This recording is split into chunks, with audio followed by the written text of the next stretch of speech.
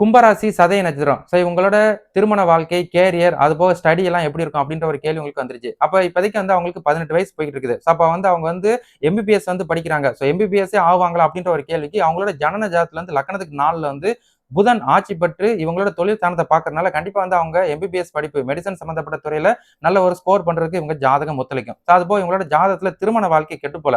அப்ப நல்ல ஒரு திருமண வாழ்க்கை அமைவதற்கு உங்க ஜாதகம் ஒத்துழைக்கும். ஃபர்ஸ்ட் இவங்க படிக்க வைங்க.